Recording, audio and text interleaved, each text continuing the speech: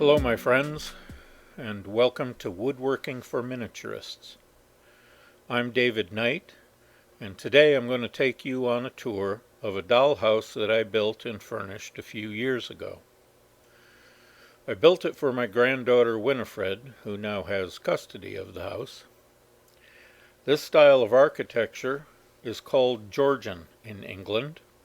The reference is to the several King Georges, one of whom we rebelled against.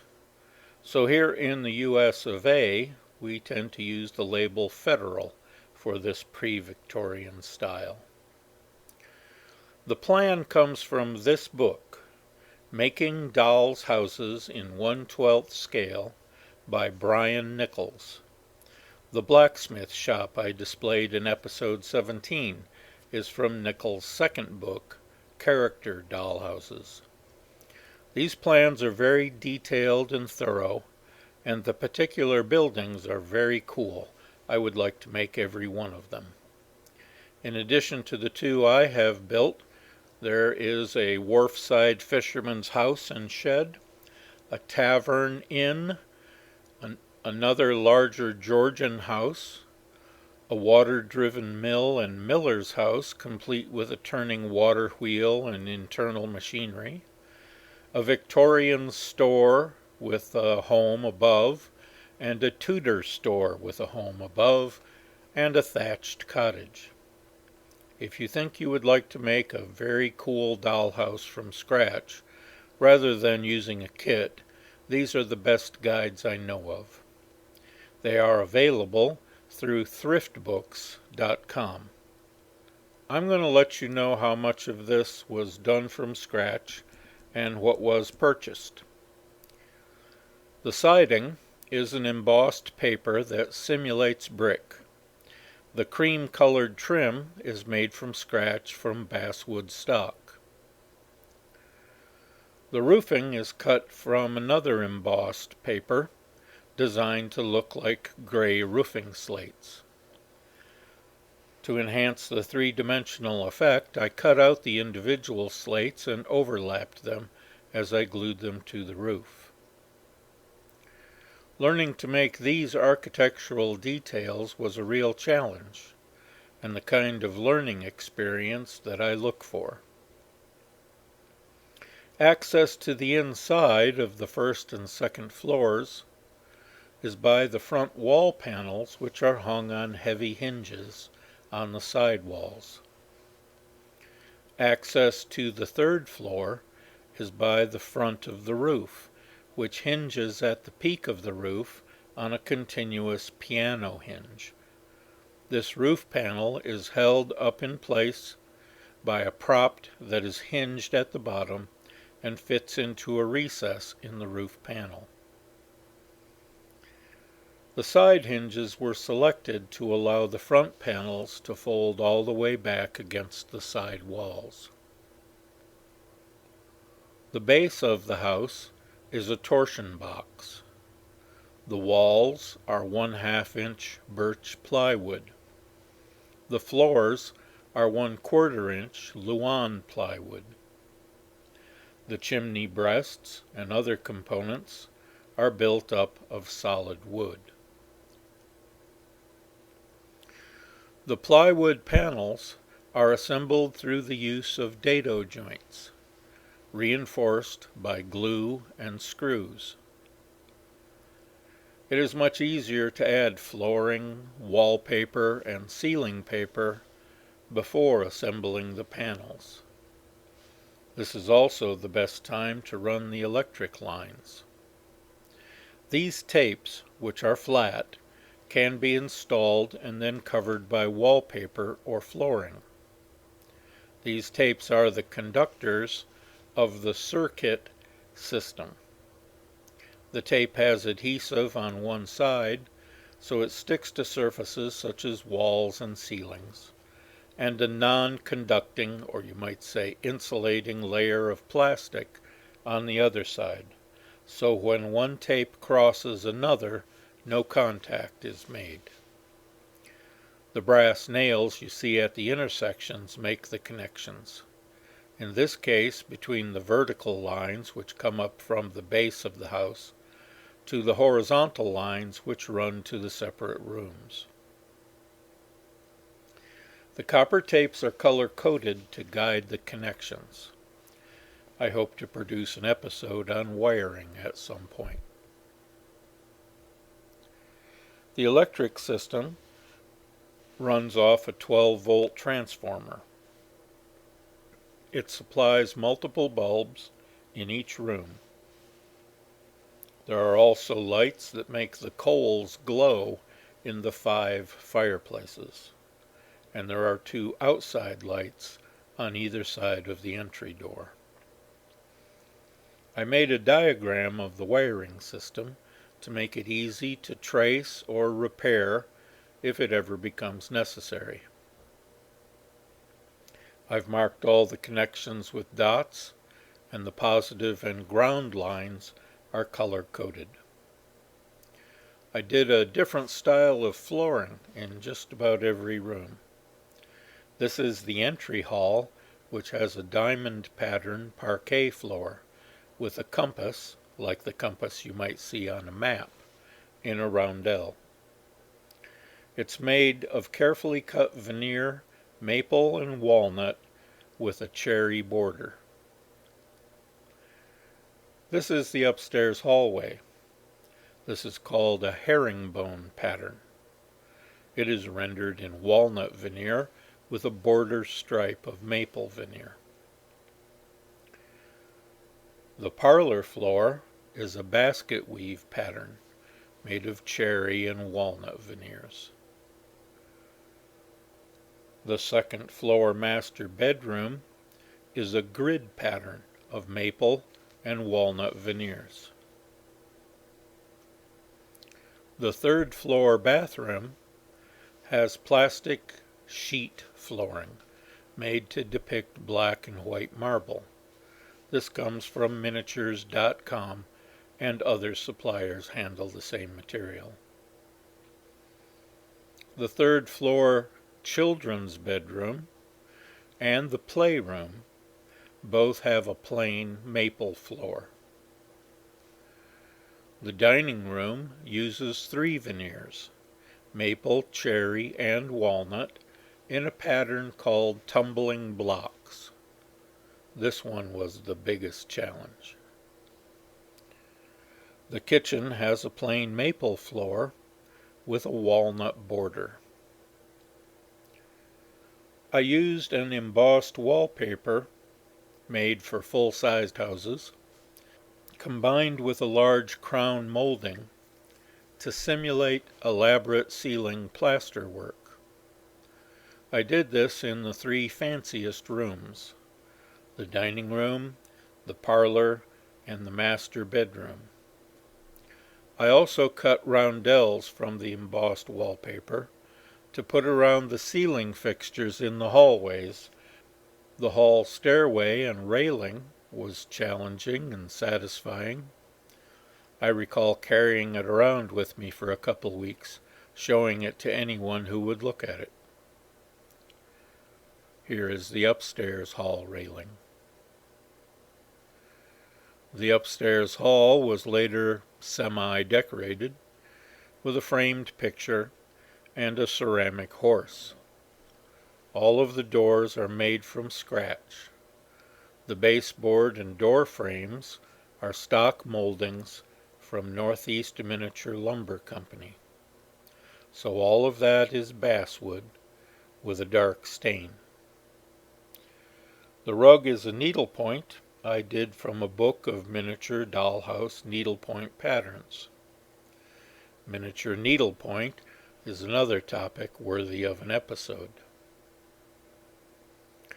This house has quite a lot of architectural detail on the exterior, especially around the door and the windows. Rather than assembling all those little pieces onto the house, I glue them to a piece of quad-ruled paper, which then holds them in place relative to each other, and then I cut off the excess paper and install the assembly as a unit.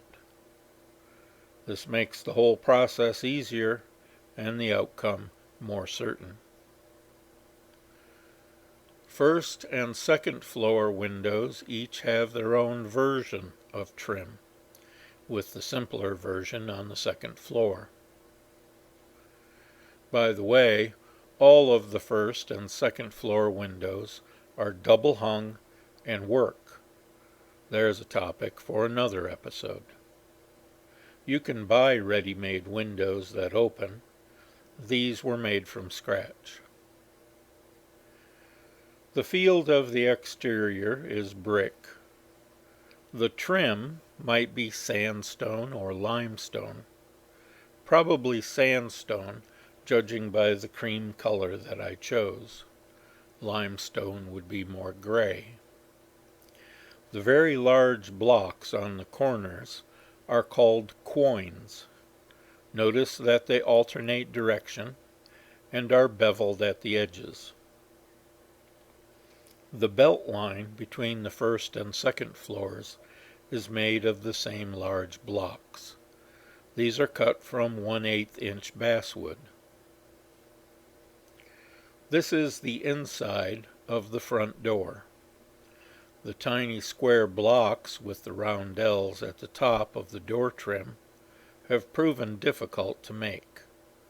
The only version that is commercially available is far too large, 9/16 of an inch square. I should make one good one and use it to make a mold to produce multiples. The arched window above the door is called a fan light. The words light and window are sometimes used interchangeably. The beaded trim is actually a lamp pull chain, glued in place and painted. I used this kind of chain to decorate the fireplaces as well. Each room has its own style of curtains. This is the second floor bedroom. This is the kitchen. This is the dining room. Curtains like these can be purchased already assembled, which is what I did in this case, or you can make your own from scratch. This has the potential to be more authentic if you do a little research. Here is the bathroom in the center of the third floor. These old-style wooden bathroom fixtures are from a kit made and marketed about 30 years ago under the name Real Life Miniatures, which was a branch of Scientific Models which eventually became Micromark. These kits are no longer made, haven't been made for a long time, but tons of them are still available on eBay. Prices vary. Some people seem to think they're worth hundreds of dollars, but mostly you can get a kit like this for between $20 and $30. The quality of the original kit is middling, but you can get good results with a little care. There are wall sconces for lights on either side of the mirror, and the towel cabinet is a Julie Warren plan. This is the kitchen. There are 2 hurricane-style lamps as ceiling light fixtures. Here's some nice copper cookware on its own rack. Here is a wicker basket filled with split firewood and a bucket of spilt milk. There's no use crying. The chimney breast forms an alcove around the massive cast-iron stove. I don't recall where I picked up this stove, probably in an antique store or junk shop. Notice the warming shelf. The stove sits on a stone hearth. The center work table is painted white with an unfinished work surface, end drawers, and a lower shelf. Here we have jars of preserves and a woven basket, a few dishes, and a water pitcher. Here are the fixins for some hot cross buns. This is a purchased item, complete with a bag of flour, a mixing bowl with eggs, cooked and uncooked buns, and a rolling pin. This is a homemade cardboard crate with purchased fresh vegetables, also a wooden water bucket, and a pumpkin and squash back behind the bucket. This plastic ice box is made from a kit by Krisenbahn. Polystyrene kits can depict much more detail than other materials. I believe that these are no longer made, but Etsy and eBay are full of them. There is a set of ice tongs on top of the ice box. This ceramic sink, combined with a drain board, is a purchased item. It sits on black pipe legs and is complete with drain pipes and faucets. Here we have a large kitchen cupboard and a spice rack with spice jars. In the cupboard are tins of tea, cans of vegetables, boxes and bags of ingredients, and a pie and a plate of cookies, and all the accoutrements. Here we have a berry box of fresh cherries. The cherries are small beads, and the box is made of strips of off-white card. Here we have the second floor bedroom. We have wall sconces for lights and a fancy plasterwork ceiling. Here is an upholstered stool and dressing table. That mirror should be a bit lower, and the table needs some items, perhaps a hand mirror and a brush at least. This is from a Julie Warren design. This is one of the 5 glowing fireplaces. It's painted black as a fireplace made of slate would be. Note the beaded trim. Once again, this is lamp pull chain. There is a small windmill on the mantel and a shadow box of seashells. The shadow box was actually Winnie's idea. She collected the shells from the beach at the Outer Banks. The cupboard is in need of some items. This is also a Julie Warren design. The 4-poster bed with its tufted mattress, but no bedclothes as of this photograph. A wardrobe with lower drawers, a crown molding, and cloth door panels, and the door out to the hallway from the bedroom. The 3rd floor playroom has a crib, a ceiling light fixture, another glowing fireplace with a marble hearth, and in front of it a metal toy dump truck, another junk store find. These perfect little toys are from a kit made by Dragonfly. I think I had ones just like these. There is an unfinished jigsaw puzzle on the kids' table. The cabinet has board games and toys, and a cheeky monkey. This 144th scale dollhouse was made from scratch from card.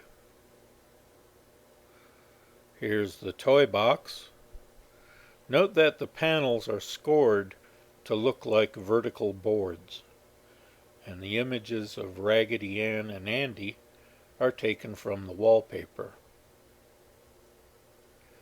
The iron rocking horse is a junk shop find.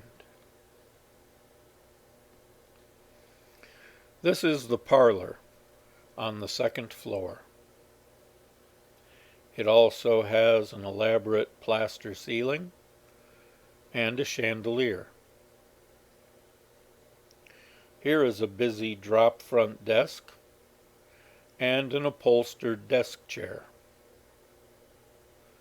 On the desk we find books, letters, bills, stamps, pencils, and a newspaper. The headline reads, "Heiress Kidnapped." Here's another glowing fireplace with a large brass mantel clock. This clock has an actual working watch set in it.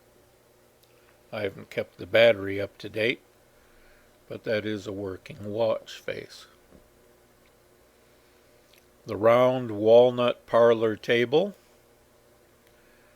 with books and magazines. The upholstered couch here is part of a set. The spaniel was picked out as the house pet by Winnie. This chased lounge was a challenging project. Also note another needlepoint rug. The wing-back chair goes with the couch. Also take note of the walnut bookcase. Here is a large globe, which is actually a pencil sharpener, another junk shop find.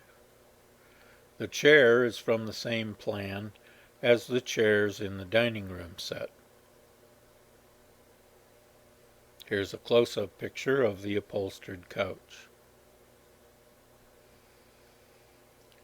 Here's a close-up picture of the bookcase. There are working doors and drawers, and several sets of matching books. Now we are in the first floor dining room. Another plaster ceiling and chandelier. This is the fanciest of the glowing fireplaces, with a very fancy mirror and a guardian owl.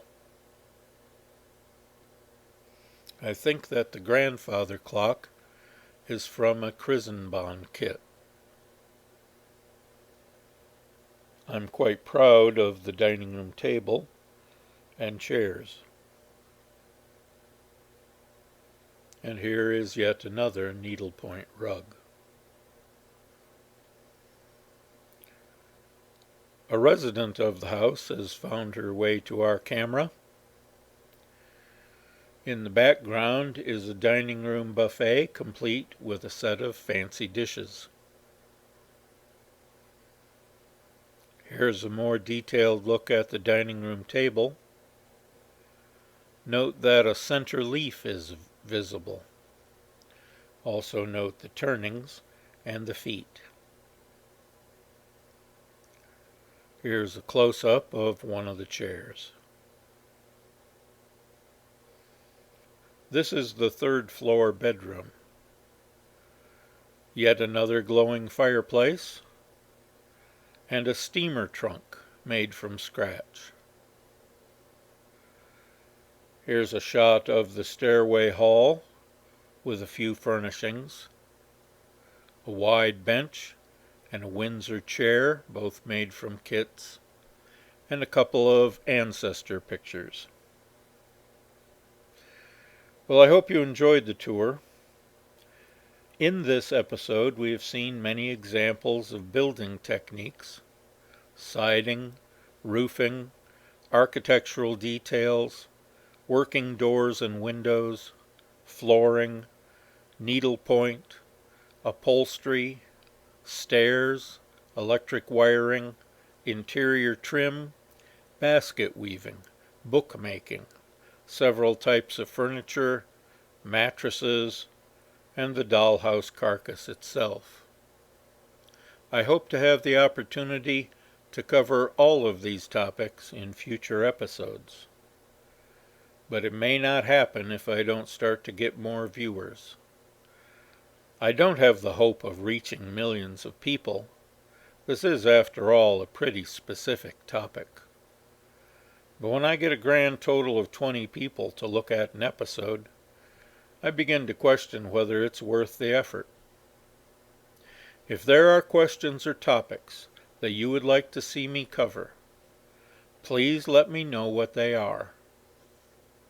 Forward these episodes to your friends who might be interested, and take a look at the episodes you have not yet seen. Like me and subscribe, and until next time, keep making.